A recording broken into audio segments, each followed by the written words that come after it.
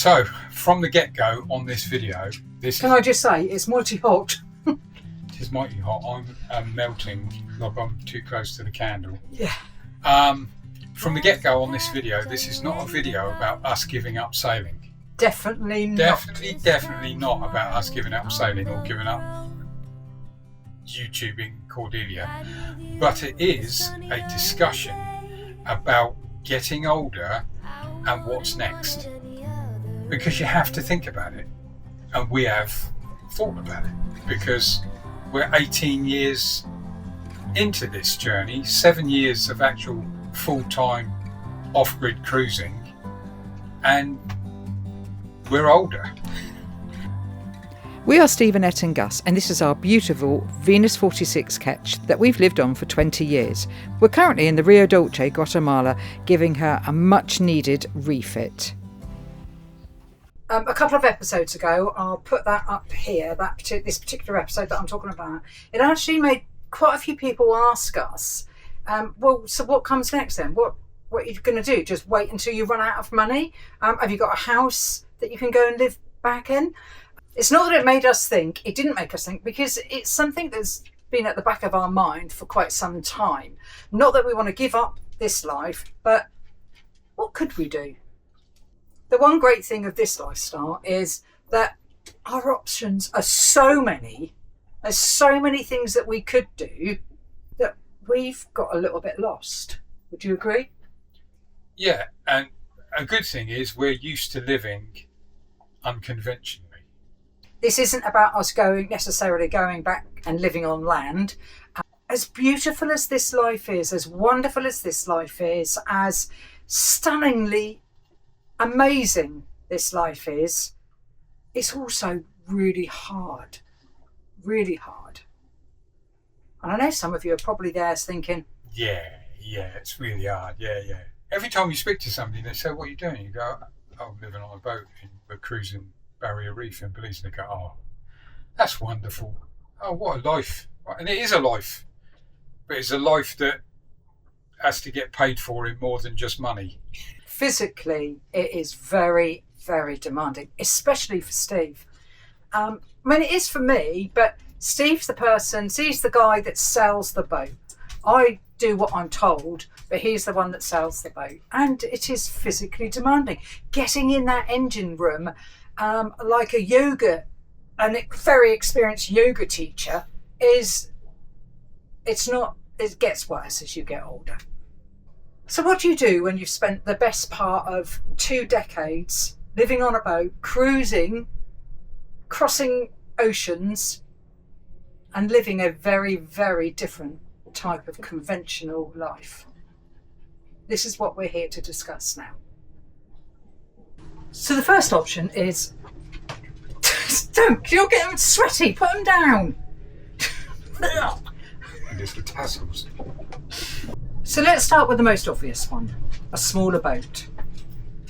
Less rigging, smaller sails, Less maintenance, easier to manoeuvre.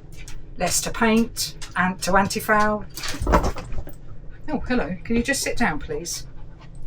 Yep, some people could say, let's just get a smaller boat. Do more coastal cruising, not crossing oceans or big trips, more coastal stuff. The reality is that a lot of cruisers our age do make that transition, either to a smaller boat or to a cat. And it works very well for them. Coastal cruising, it's so you feel safer, more time in the marinas, less work to do, less polishing, and certainly less anti-fouling. So there's a lot to be said for that. The downside to that is that you're still maintaining the boat, still polishing, still anti-fouling, still paying marina fees, still doing engine checks. Well, you've watched all of our videos, or a lot of them. Weather watching is one, doesn't matter whether you're in a small boat or a large boat. Weather watching all the time. Right. If you're anywhere tropical, coastal, that weather can catch you out. Big boat, small boat.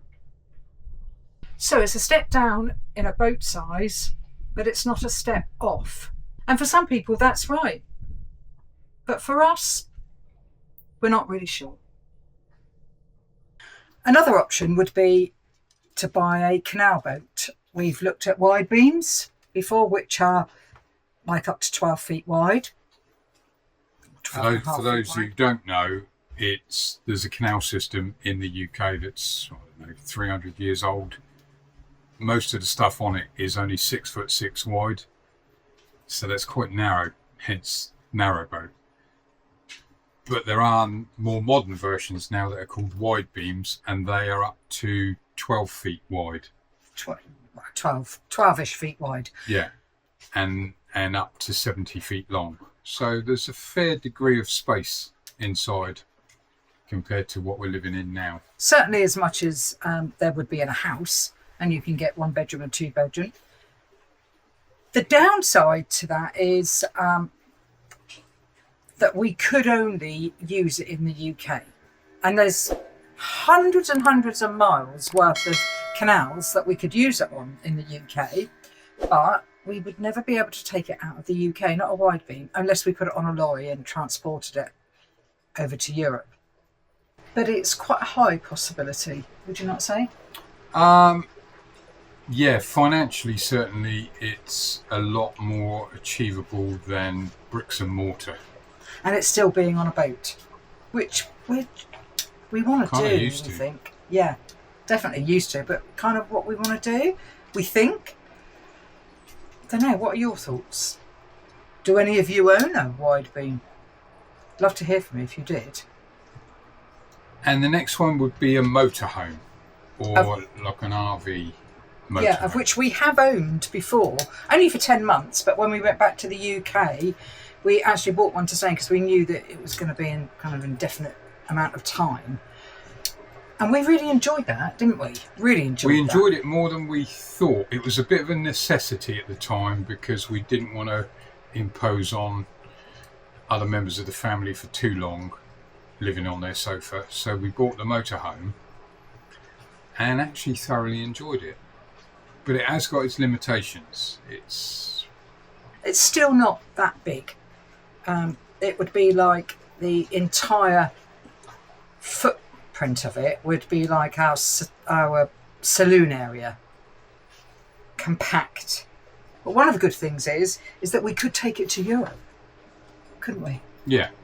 So that's definitely a big plus point. Is the moving around Europe. But in Europe, or I don't know about so much Europe, but certainly the UK, there's not places where you live in your motorhome as a permanent thing, and also the UK is not very well set up for motorhome owners, is it? No, they're very set up to take money off you or tell you what you can't do. You can't be here with a motorhome. You can't park there with a motorhome. Seems to be very different in what we've seen in Europe, particularly in France. They recognise the kind of benefit to the town of making things easy.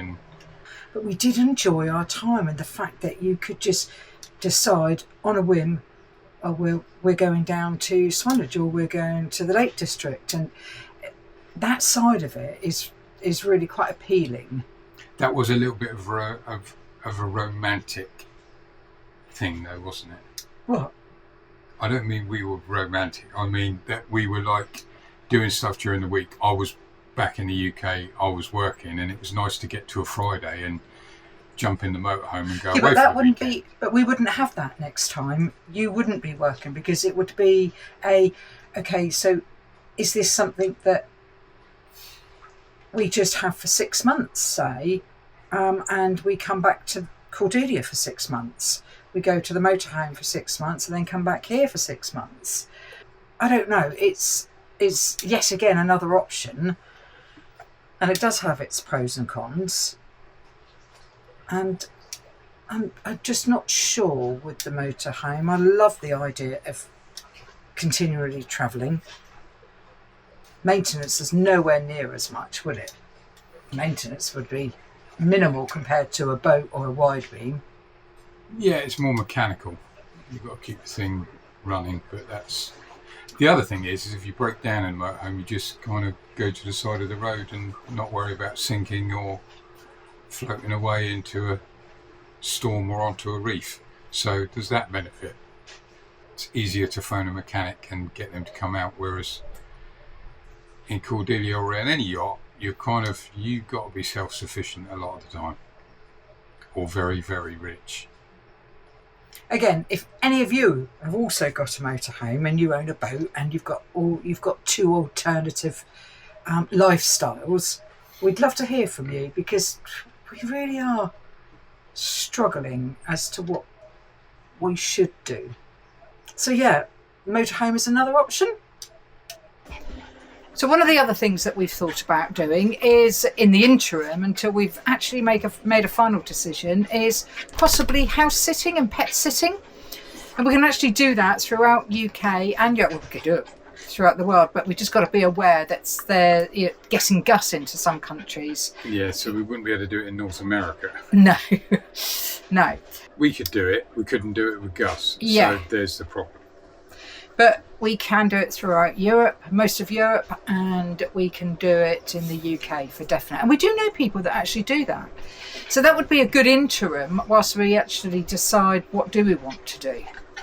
Another thing we've looked at is buying a property abroad. Not in very many places. We've actually specifically honed in on France because it's right next door to the UK. And it is affordable. The property is a lot cheaper in France. But right at this moment, we would fall foul of the Schengen agreement, where we can only stay for 90 days out of 180. We could apply for a visa, a long stay visa, which would give us 6 months. I think it's 6 months. I think it might be 9, but it's still only 9. And it's not guaranteed that they renew it after the 9. So there are some definite downsides. For the interim period until, whilst we've still got Cordelia, it would be quite nice, and it could work, because we go there and we spend between 3 and 6 months there, pop over to the UK and see family, and then come back to Cordelia for 6-7 months. So it could work. We could work Schengen into that.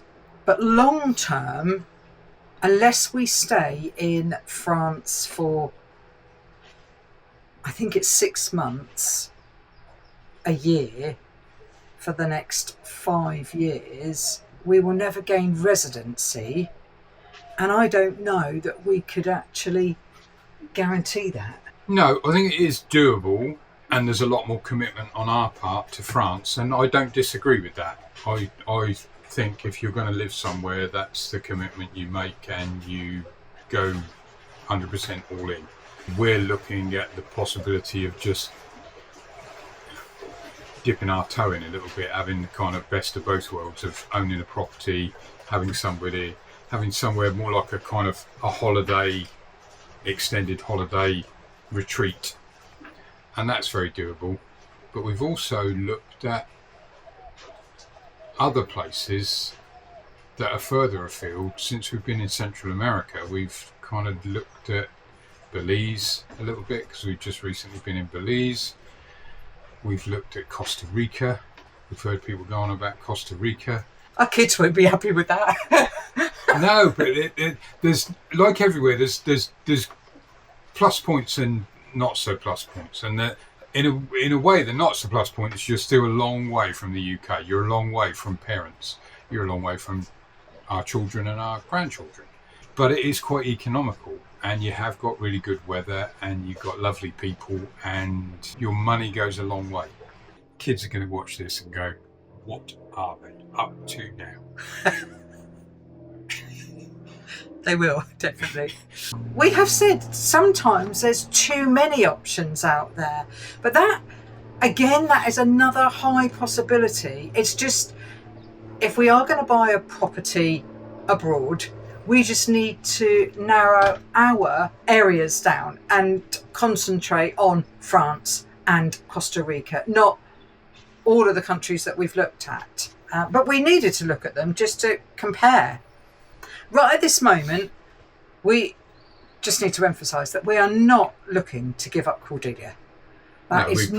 We said that at the beginning, and we are not. We've put too much money and time, especially this last kind of year or so, and we've still got a lot more to do. We certainly do. We're not going to spend what we've spent and are going to spend on bringing Cordelia back up to what she should be, to then go and sell her. Yeah, I don't know. Somebody else at some stage in the future is going to get the benefit of these beautiful windows, but not just yet, because we're still thoroughly enjoying them. But we definitely are looking at an alternative that we can go to for 5 or 6 months, or between 4 and 6 months, say, that we can go to and spend some time and then come back to Cordelia. That's what we want for the next few years, and we just can't make up our minds what. So yes, a house abroad is again a high possibility. What are your thoughts? It's not an easy decision to make, and it's certainly not something that we need to make up our minds about right this minute, but it's definitely something that we need to think about. 18 years ago when we started, it wasn't even a thought, but time's moved on, our bodies have moved on, and whether we like it or not, we're not as young as we used to be. But we are not ready to give up this life. Absolutely are not ready to give up this life. No, absolutely not. But it is something that you need to plan for. We think. Because there is the other alternative, is that we just stay with what we've got. And we travel back to the UK and stay with people, which can be difficult after a little while. But Steve really wants to do this 7 months on Cordelia, 5 months off somewhere, and we can't stay with somebody for 5 months. That's just not on. And we haven't completely decided that, but full-time cruising has less appeal than it did. For Steve. For me. I still love cruising. It's just when you're doing it all the time, I find that I like it less than I did. But also we have said in a previous video that it's quite a hard life and we would just like a break, and that break doesn't have to be necessarily going on holiday on a all-inclusive deal to Mexico or to Thailand. It could just be going back to a base somewhere else.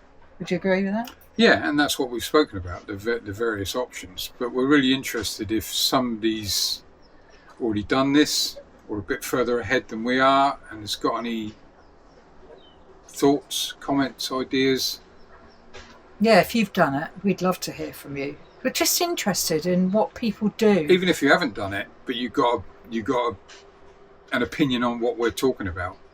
Anyway, we hope that you've enjoyed this episode. Something a bit different. Yeah. Again. Yeah, and drop us a comment below if you've got an idea. Maybe you want us to come and pet sit or house sit. We'll come and do that for you. Thanks for watching. Now back to the refit. Yeah. Hot. Oops. Oh, you need to fill off. If you've got this far, thanks for watching. We'd love to hear from you, so don't forget to leave us a comment below. A massive thanks to all of our Patreon and Coffee friends. We really appreciate the support. Ciao for now.